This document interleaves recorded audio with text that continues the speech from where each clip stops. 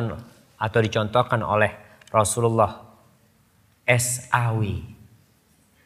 Tolong kalau nulis nama Rasulullah jangan ditulis SAW.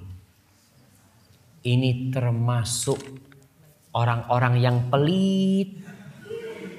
Nah, bahkan disebutkan orang yang pertama kali meringkas sallallahu alaihi wasallam itu lumpuh tangan. Karena apa? Karena Allah menyuruh kita bersolawat dan tidak menyuruh kita bersaum. Allah mengatakan ya ayyuhalladzina amanu sallu alaihi wasallimu taslima. Allah nyuruh kita bersolawat. Kenapa kita siap nulis panjang ya? Lalu ketika sampai nama Nabi kita singkat. Kita nggak dapat pahala solawat, bisa jadi dapat dosa kita. Tatkala menyingkat solawat untuk Rasulullah SAW. Maka katakan Rasulullah sallallahu alaihi wasallam. Tidak dilakukan atau dicontohkan oleh Rasulullah sallallahu alaihi wasallam, tapi dilakukan oleh masyarakat saat ini. Apakah disebut bid'ah? Jika tidak, lalu seperti apakah bisa disebut bid'ah tersebut? Terima kasih sebelumnya. Wassalamualaikum warahmatullahi wabarakatuh. Ma'asyiral muslimin, kita harus tahu bahwa ada usaha Zionisme dan usaha kaum misionaris untuk memisahkan Islam dari sumber Islam. Antum tahu sekarang ada jaringan Islam Nusantara atau Jamaah Islam Nusantara yang mereka ingin memisahkan Islam dari mana? Dari Nabi Muhammad SAW. Nabi Muhammad itu datang bukan sebagai orang Arab. Beliau datang sebagai utusan Rabbul Alamin. Sebagai utusan Allah Subhanahu wa ta'ala. Tugas beliau itu bukan mengarabkan Islam, bukan. Tapi mengislamkan Arab dan mengislamkan dunia. Jadi tugas beliau bukan mengarabkan Islam, tapi mengislamkan Arab. Tatkala Islam sampai ke Mesir, Mesir bukan Arab. Dan Mesir pada waktu itu dikuasai oleh Romawi. Jadi Islam. Kemudian Islam sampai kemana? Ke Spanyol, ke Eropa. Eropa jadi Islam, bukan jadi Arab. Bukan. Jadi Islam. Ketika Islam masuk ke Indonesia, Islam itu mengislamkan Indonesia, bukan mengarabkan Indonesia, bukan. Tapi mereka berpikir, mereka ingin memisahkan Islam dari Arab. Nggak bisa. Islam dipisahkan dari Arab, gimana mau dipisahkan? Nabinya orang Arab. Al-Qur'annya bahasa Arab. Apa bisa sholatnya diganti bahasa Indonesia? Karena Islam Nusantara sholatnya jangan pakai bahasa Arab lah. Kita kan di Indonesia. Jadi Allahu Akbarnya diganti Allah Maha Besar. Gimana jemaah? Jadi kalau dikatakan bagaimana masyarakat kita, itu yang terjadi dengan masyarakat kita. Jadi ingin memisahkan Islam dari Islam. Jadi ingin menjadikan Islam itu menjawakan Islam. Jadi Islam dibikin Jawa. Kemarin dimulai dengan membaca Al-Quran pakai lagam Jawa. Jadi Islamnya dijawakan, bukan Islam ini mau mengislamkan Jawa. Karena agama yang diridhai Allah Subhanahu wa ta'ala adalah Islam. Jadi kemanapun kita pergi, kita akan mendapatkan Islam itu satu.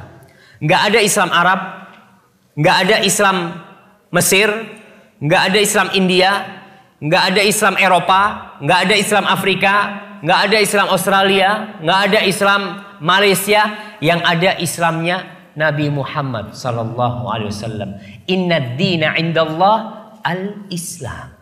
Islam yang mana?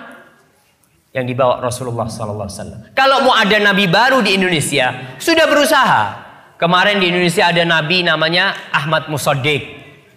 Iya. Ngaku jadi Rasulullah. Muncul Lia Eden. Muncul orang-orang mau bikin agama baru. Jelas orang menolak, tapi sekarang usahanya dibalik. Bagaimana mengislamkan atau menjawakan Islam? Indonesia ini ada berapa bahasa, saya mau tanya? Ada 300 lebih bahasa di Indonesia. Ada berapa suku di Indonesia ini? Ada ratusan suku. Terus mau gimana? Apa setiap suku punya Islam yang berbeda-beda nanti? Ini Banyuwangi using, Islam using. Ada Islam Madura, ada Islam Sunda, ada Islam, nggak mungkin jamaah. Dan itulah usaha yang perlu diperbaiki ya.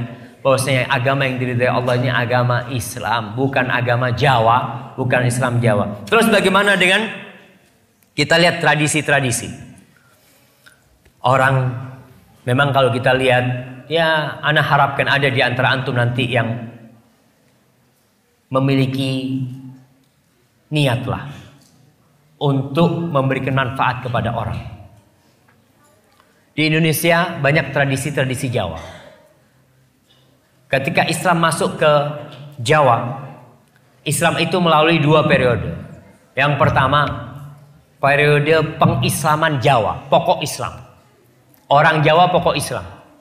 Dia mau sholat, nggak sholat, yang penting Islam. Dulu ada acara namanya sekaten. Sekaten itu dari syahadaten. Jadi orang dulu masuk pokoknya syahadat dulu. Mau sholat nggak apa-apa. Lalu kemudian Wali Songo, ulama-ulama yang datang ke Indonesia ingin menyempurnakan Islam itu. Islam yang sudah masuk ke Indonesia.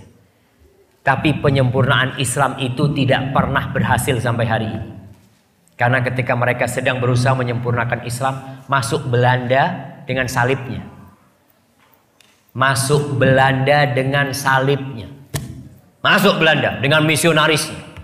Bahkan sebelum ada Al-Quran diterjemahkan ke bahasa Madura, sudah ada Injil berbahasa Madura pada waktu itu. Kita tahu bahwasanya penjajah itu membawa 3. Apa yang mereka bawa?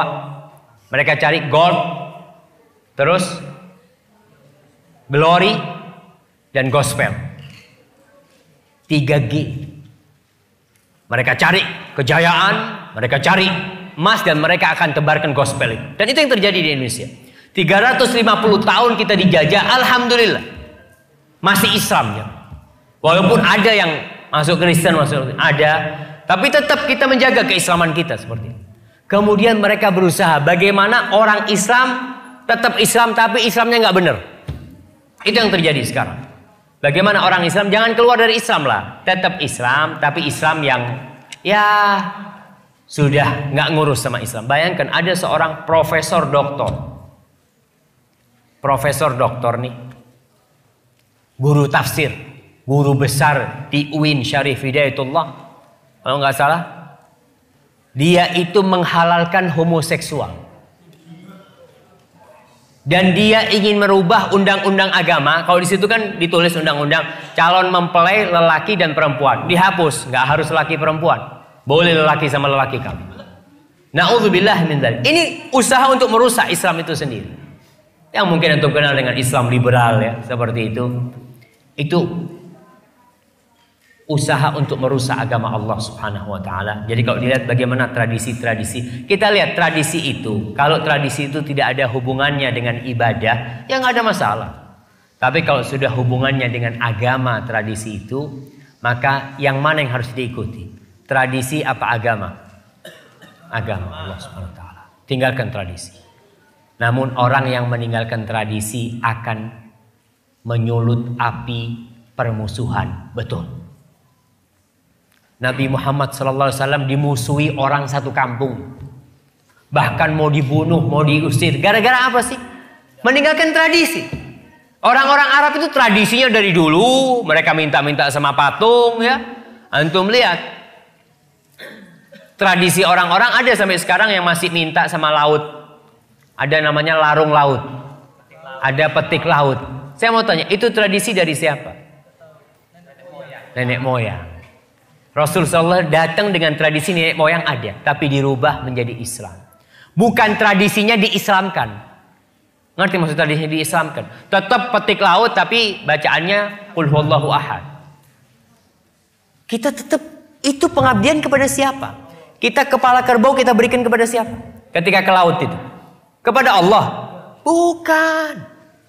Kepada jin-jin penunggu laut kita lempar ke sana. Minta keselamatan kepada siapa? Kepada Allah. Bukan.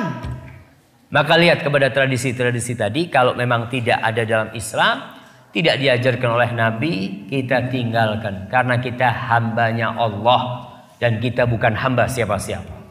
Hadza wallahu a'lam bissawab. Nah.